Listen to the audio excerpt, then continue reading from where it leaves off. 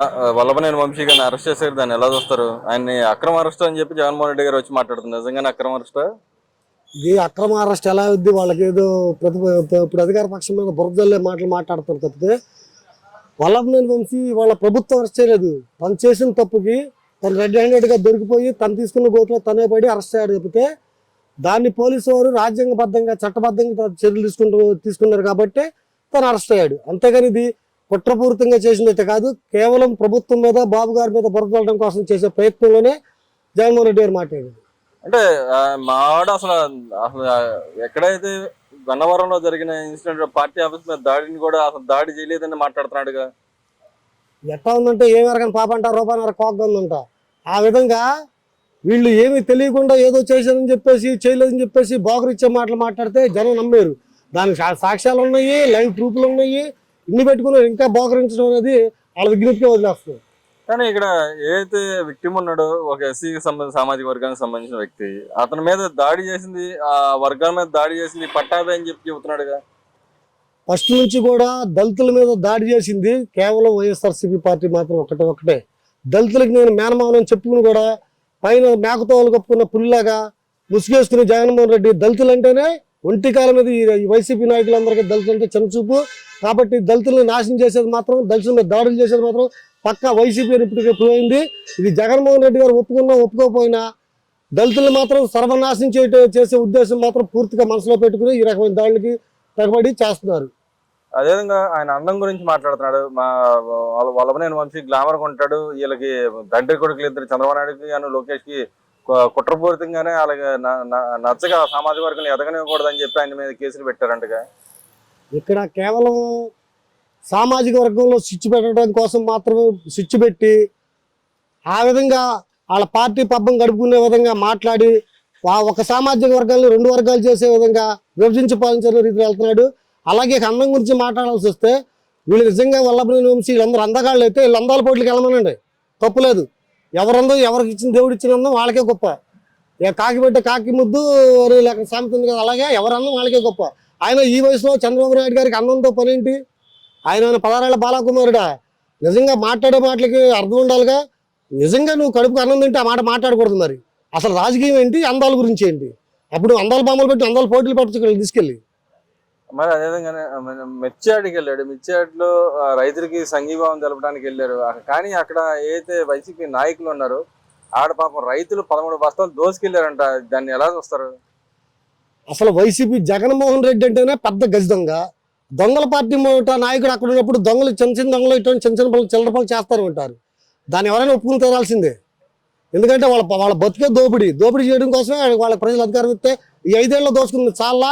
ఇవాళ మళ్ళీ ఛాన్స్ వచ్చింది కాబట్టి దోసుకుపోయారు. అంటే రైతులు ఎంతో కష్టపడి ఆరుగారం కష్టపడి అసలే గిట్టుబాటు ధర లేదని బాధపడుతున్నాడు. దాదాపు ₹1,00,000 దాకా ఆయన అలా సంబంధించిన వ్యక్తులు దోసుకెళ్లారంటే మరి ఆ రైతు పరిస్థితి ఏంటంటారు? ఇవాళ వాళ్ళకి కావాల్సింది రైతు యొక్క సంక్షేమము, రైతుల యొక్క బాగోగులు కాదండి. 6 కాలాలు కష్టపడి పండించిన పంటను కూడా తీసుకెళ్లారంటే ఇక అంతకంటే దౌర్భాగ్యము ఇంకోటి ఉండదు. ఇటువంటి నీచులు ఇంకా మళ్ళీ మేము జనాల్లోకి వెళ్ళి ఇంకా అది చేయలేదు ఇచ్చేయాలని చెప్పి బురదలు కార్యక్రమాలు చేస్తున్నారంటే వీళ్ళు ఏ రకంగా తీసుకోవాలి అర్థం కావట్లా. కడుపుకి అన్నం తినేవాడు ఎవడు కూడా అటువంటి పనులు చేయరు. కానీ వైఎస్ఆర్సీపీ లక్ష్యం అవుతుంది. అసలు వాళ్ళ పార్టీ దురుద్దేశం కూడా అదే. దొరికినంత దోచుకునే విధంగానే ఉంటారు వాళ్ళు. ఆయన అంటున్నాడు, నేను ఉండగా ఏదైతే రైతులకి రైతు భరోసా కేంద్రాల డబ్బులు ఇచ్చాను, నేనున్నప్పుడు 27,000 దాకా వాళ్ళు అమ్ముకున్నారు. కానీ ఈ గవర్నమెంట్ వచ్చిన గిట్టుబాటు ధర కల్పించట్లేదు, అంతా మోసం అని చెప్పి అంటున్నాడుగా. అసలు రైతులు పంట ఎక్కడ కొన్నారో చెప్పమనండి. ఆ రోజు కనీసం పంట ఎత్తుకునే బస్తాలు కూడా గోనె సంచులు కూడా బొక్కలు పడిపోయినాయి, నానిపోయినాయి, తడిసిపోయి బూజు పట్టిపోయిన సంచులు ఇచ్చి అవి పనికి రాకపోతే రైతులుగా 6 కాలం కష్టపడి పంట పాడైపోద్ది అని చెప్పేసి వాళ్ళు వెళ్ళి సొంత డబ్బులతో కొనుక్కొచ్చుకుని తరలించుకునే రోజులు ఉన్నాయి మార్కెట్ యార్డులకి. ఆ రోజు మార్కెట్ యార్డులో తాళాలు వేసుకుని వీళ్ళు దొంగచాటుగా బ్లాక్లో సంచులు అమ్ముకున్న రకాలు ఇవి. ఇవాళ వాళ్ళు మాట్లాడతాకి నిజంగా ఏదైనా సరే మసిబూసి మారేడుగా చేసి మాట చెప్పాలంటే అది కేవలం వైఎస్ జగన్ అనుకోకే చెందింది, ఇంకెవరికి చేత కదా ఆ విషయం. కానీ నేను గుంటూరు వెళ్ళినప్పుడు విపరీతమైన క్రౌడ్ వచ్చారు. ఆయన సెక్యూరిటీ లేదు, నాకు సెక్యూరిటీ కల్పించాల్సిందని చెప్పి అడుగుతున్నాడుగా. అక్కడ వచ్చింది క్రౌడ్ కాదు, అక్కడ మార్కెట్ యార్డ్లో భోజనం టైప్ వెళ్తానని కూడా వాళ్ళు బలవంతంగా నిర్బంధించి రైతుల్ని అక్కడున్న జనాలందరికీ గేట్లు వేసి ఆపి భయభ్రాంతకు గురి చేసి ఆ రకంగా జనాల నుంచి అక్కడేదో జరిగిపోతుంది, ఇంకేముంది జగన్మోహన్ రెడ్డి వస్తే జనాలు వచ్చేసారని చెప్పేసి ఈ తప్పుడు ప్రచారం చేయడానికి కరెక్ట్గా విజువల్స్ బయటకు వచ్చినాయి. ఆ విజువల్స్ చూడమని ఏం జరిగింది అక్కడ ఏంటి వీళ్ళు మాట్లాడినంత మాత్రం సరిపోదు. ఇవాళ ప్రత్యక్ష మీడియాలు చాలా ఉన్నాయి, సోషల్ మీడియా కానీ యాక్టివ్ మీడియాలు చాలా ఉన్నాయి. వాటిలో ప్రతి ఒక్కరు కూడా బయటబయలు అవుతుంది. వీళ్ళని బోగస్ మాటలు చెప్పి బోట మాటలు చెప్పి ఎవరు నమ్మే పరిస్థితులు లేరు. కానీ ఆయనకి సెక్యూరిటీ ఇవ్వట్లేదు అంట. ఈ గవర్నమెంట్ వచ్చిన సెక్యూరిటీ తగ్గించేస్తున్నాడు. Z+ కేటగిరీ ఉన్నాడు, సెక్యూరిటీ ఇవ్వట్లేదు అని చెప్పి సెంట్రల్ గవర్నమెంట్కి లెటర్ రాస్తున్నాడు కదా. ఏమంటే Z+ కేటగిరీ నాకు సెక్యూరిటీ కావాలి అనేది అది ఒక ఉత్తమమైన నిజంగా మాజీ సీఎంఏ కానీ ఒక ఉత్తమమైనడైతే ఇస్తారు. నువ్వు ఒక ఎమ్మెల్యేగా గెలిచి నిన్ను నమ్మి ప్రజలు ఓట్లేసి నీకు ఇవాళ ఎమ్మెల్యే హోదా ఇస్తే కనీసం ప్రజల పక్షాన పోరాటానికి నువ్వు అసెంబ్లీకే రానాడు నీకెలా సెక్యూరిటీ ఇస్తారు? నువ్వు ఏ రకంగా సెక్యూరిటీ అడుగుతున్నావు? అంటే ప్రజలకు చేసే న్యాయం నిన్ను నమ్మి ఓట్లేసిన ప్రజలు చేసే న్యాయమేనా? 5 ఏళ్ళ నీ పరిపాలన చూసారు, 5 ఏళ్ళ నీ దోపిడీ చూసారు, 5 ఏళ్ళ నీ మోసగారు మాట్లాడుతున్నారు. ఇక ఎవరో నమ్మే పరిస్థితులు లేరు. నీకు సెక్యూరిటీ అవ్వాల్సిన అవసరం కూడా ఒక ఎమ్మెల్యే హోదాకి నీ సెక్యూరిటీ ఏ రకంగా ఇస్తారు? కానీ ఇక్కడ చంద్రబాబు నాయుడు గారు నిన్న కరాఖండి చెప్పారు, అక్కడ ఎలక్షన్ కోడ్ ఉంది కాబట్టి మేం కాదు సెక్యూరిటీ అరేంజ్మెంట్ చేసేది, అది ఎలక్షన్ కమిషన్ చేయాల్సిన పని అని చెప్పి ఆయన కరాఖండి చెప్పారు. కానీ వాళ్ళు చంద్రబాబు నాయుడు కావాలని చేస్తున్నారని చెప్పి ఇంకా ఎందుకు మాట్లాడుతున్నారు? అసలు ఎలక్షన్ కోడ్ ఉండగా నిజంగా నువ్వు ఒక మాజీ సీఎంగా చేసి ఎలక్షన్ కోడ్ ఉండగా నువ్వు ఇట్లా ప్రచారానికి వెళ్తావా, పరామర్శలకు వెళ్తావా?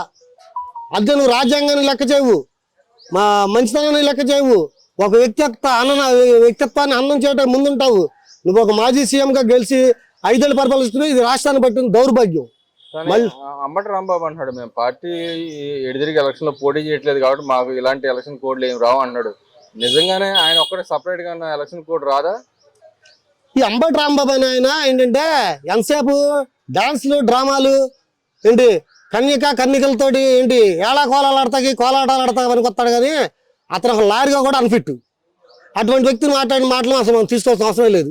అదేవిధంగా ఈయన కొడాల నాని గారు అంటున్నాడు, మా నాయకుడు వచ్చాడు, మాకు భరోసా వచ్చాడు, మాకు దిగులే లేదు, ఎన్ని అరెస్టులు చేసినా ఆగేది లేదు అన్నాడు. అక్రమ అరెస్టులు కూడా మేము ఎదిరించి పోరాడతాం జగన్మోహన్ రెడ్డి కూడా అంటున్నాడు ఆ మాట. దాన్ని ఎలా సిగ్గులేని చంద్రబాబు ఇటు చేసిన ఇంకేం కొడతారని ఇటు చేసిన వాళ్ళు చాలా మాట్లాడతారు. సిగ్గు వదిలేసి రోడ్లు పడ్డారని ఎవడేం చేస్తారంటే వీళ్ళంతే.